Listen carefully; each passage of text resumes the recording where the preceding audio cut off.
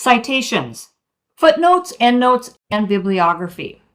If you've watched the research video, then you heard me talk about citations and briefly touch on footnotes and endnotes.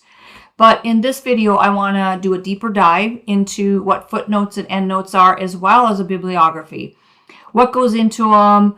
Do you need them? And when do you actually use them? So let's dive in.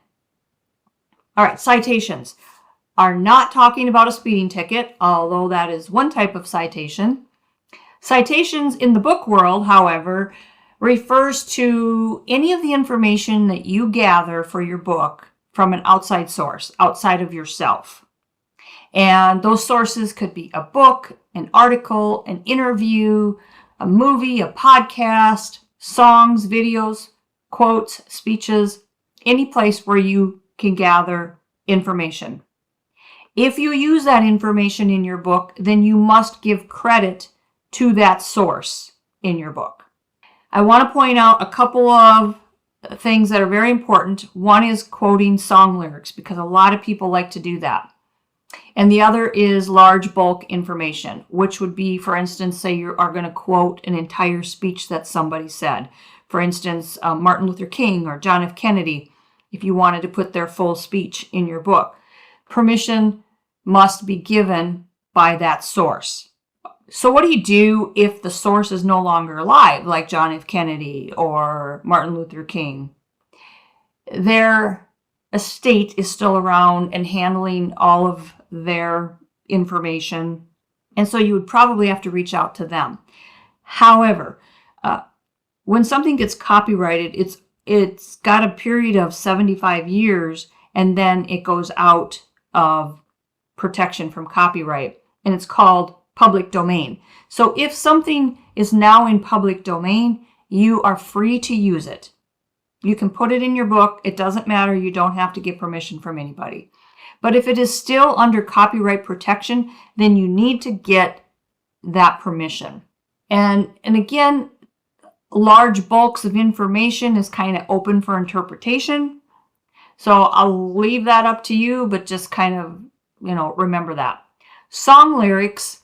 It's popular to want to put the lyrics to a song in your book if it really ministered to you in some way. And I tried doing this, and my editor pointed out to me that I can't do it unless I get permission from the artist or the producer. And to get that is very, very difficult. You're probably going to have better luck reaching out to the producer, but you're going to have to be very persistent to even get a hold of somebody. And even then, to gain that permission is not necessarily going to be easy to do. Here's what you can do, and you don't have to get any permissions. It doesn't take really any time, and you can still get the same point across. And that is, you can reference the song title, and you can allude to what the lyrics talk about.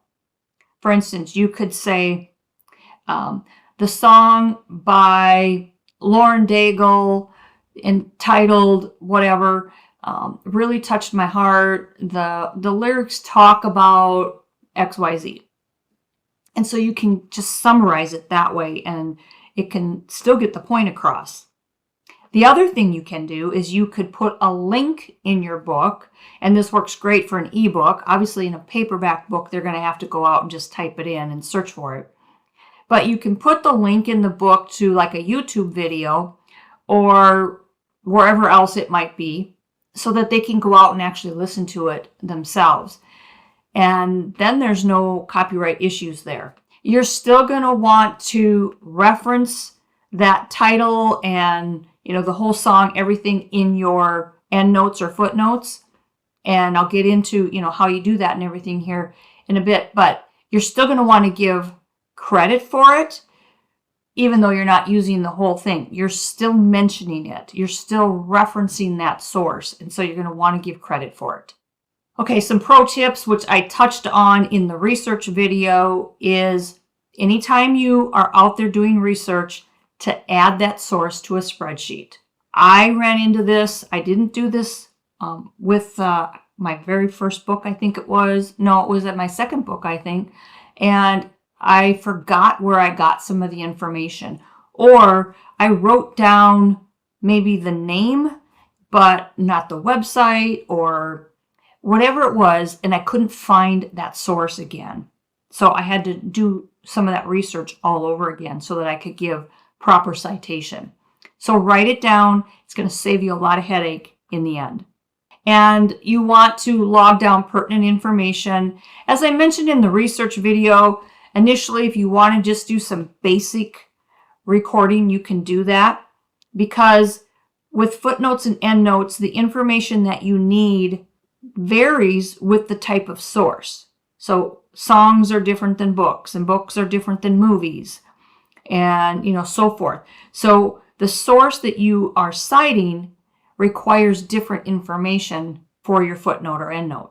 But again, some of the things that you can write down is the date of the publication.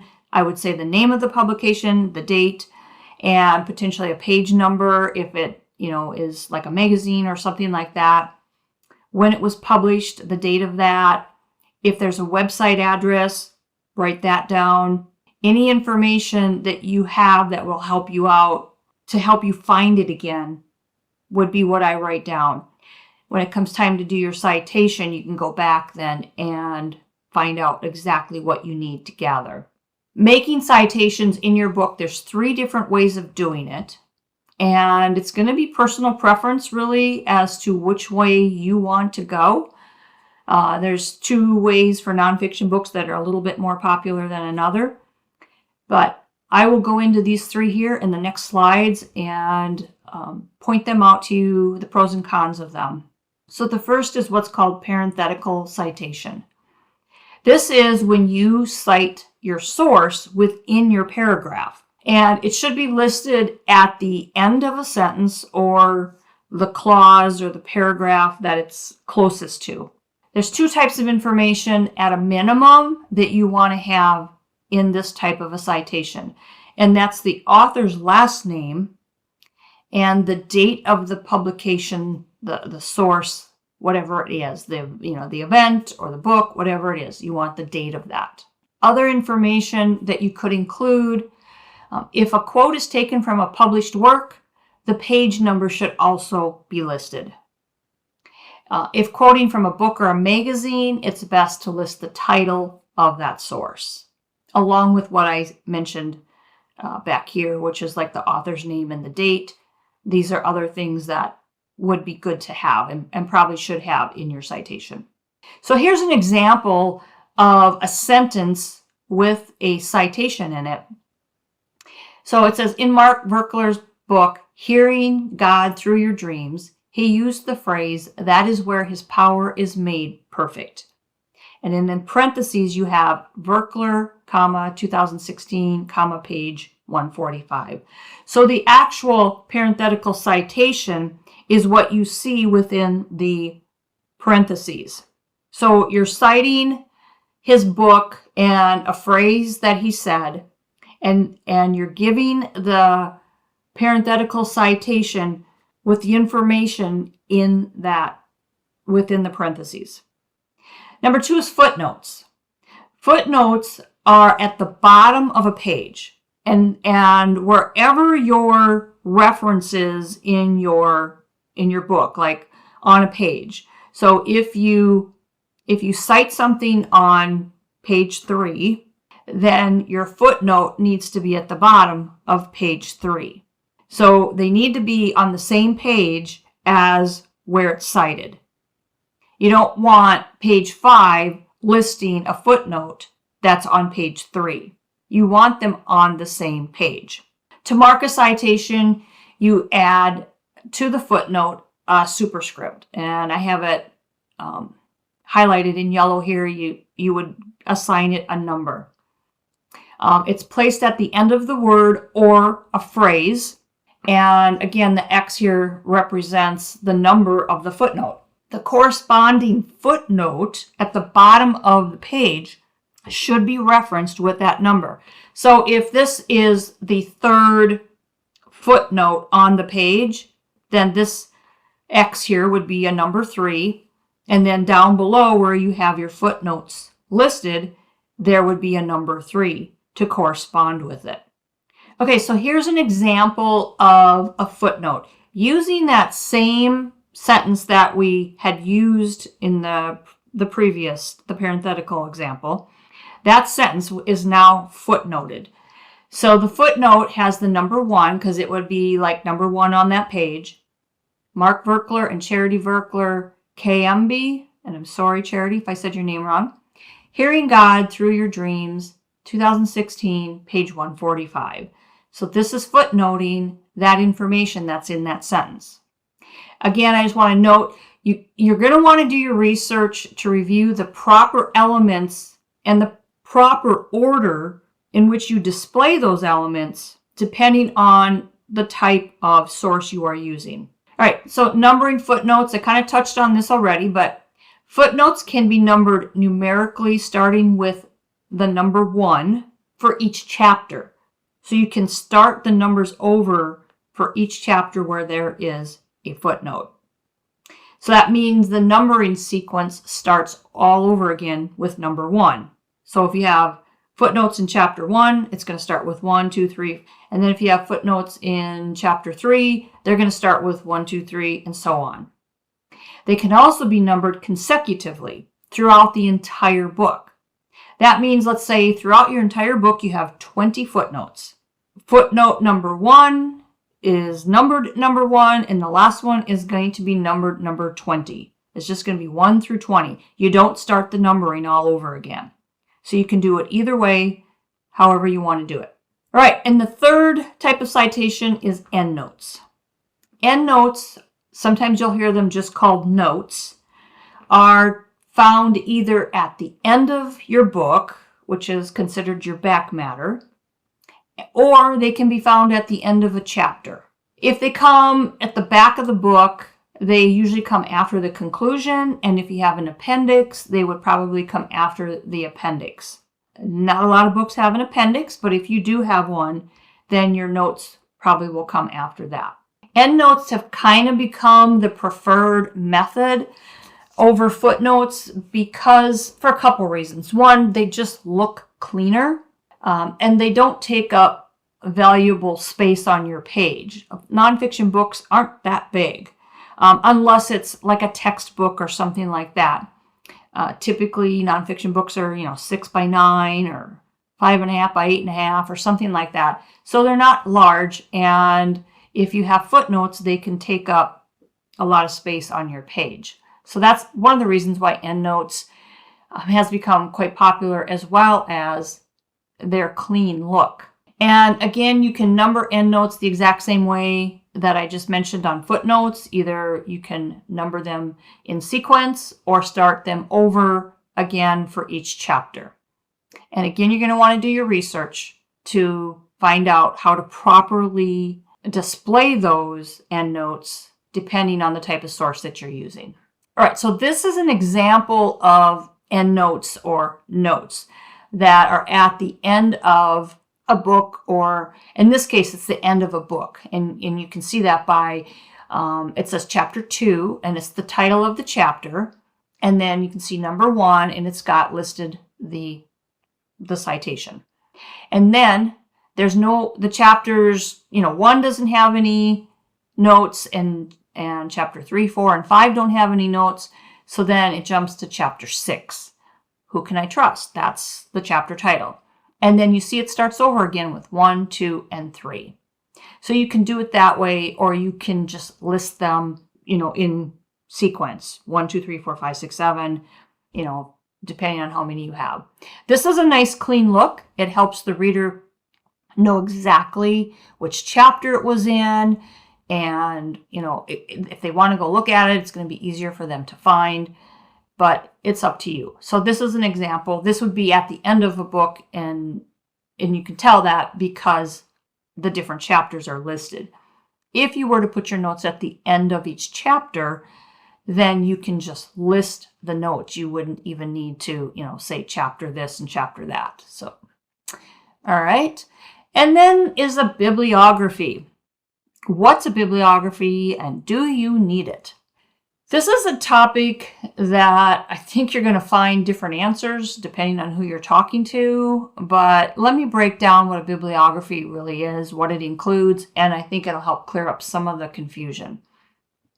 So a bibliography will list the same references that you have in your footnotes or endnotes, but it'll also include all of the sources that you consulted with, whether you use them in your book or not.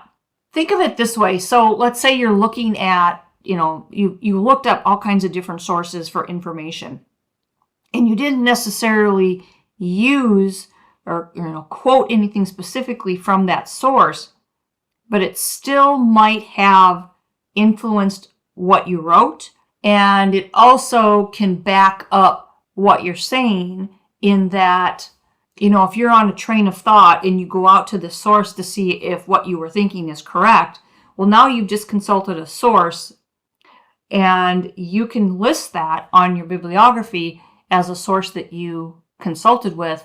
It doesn't necessarily mean you cited it, though, in your book. So endnotes and footnotes only list the sources that you're citing in the body of your book.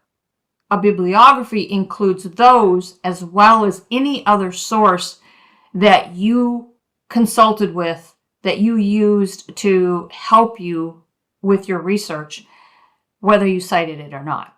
A bibliography is also different in that it is listed in alphabetical order. It is not assigned, there's no numbers assigned to the sources. Instead, it's listed in alphabetical order.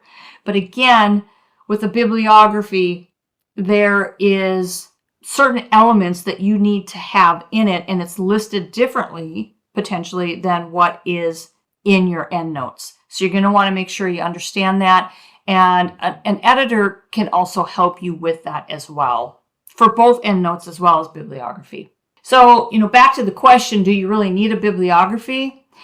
It kind of depends. Endnotes can act as both a bibliography, endnotes and footnotes for that matter, if you don't have any other sources. So if there's no other sources except the ones that you cited in your book and you have put now in your endnotes or footnotes, then you could get by without a bibliography because they're really one and the same.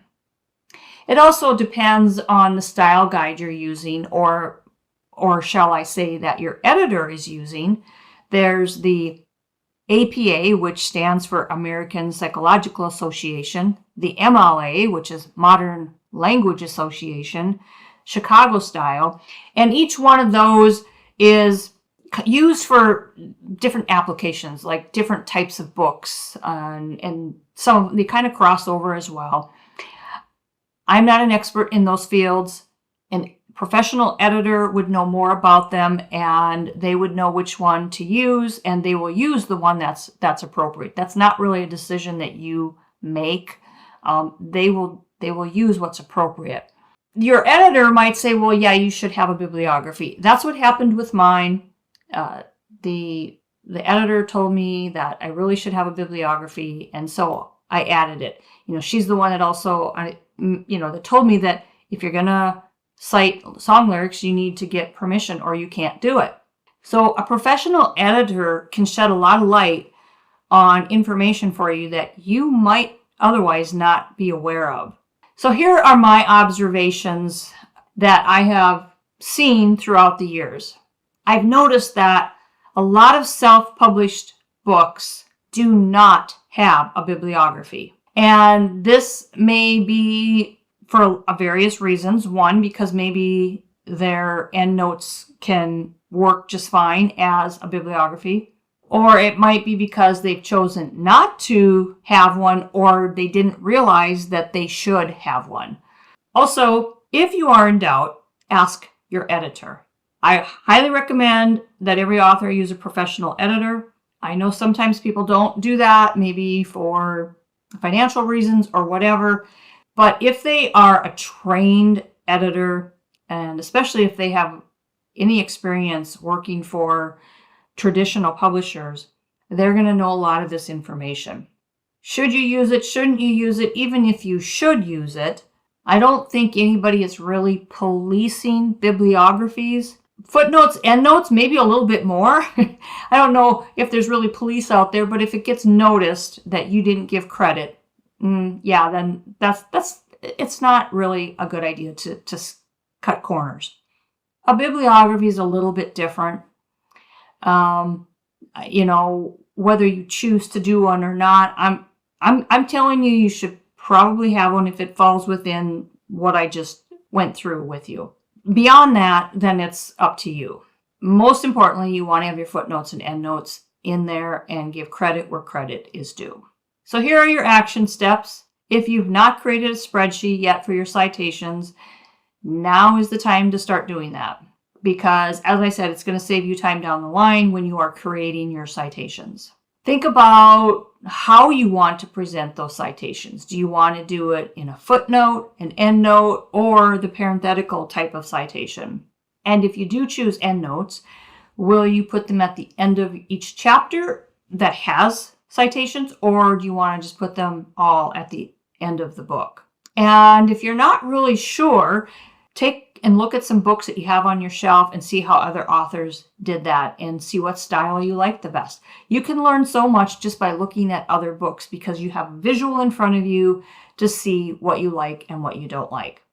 So those are your action steps for your citations.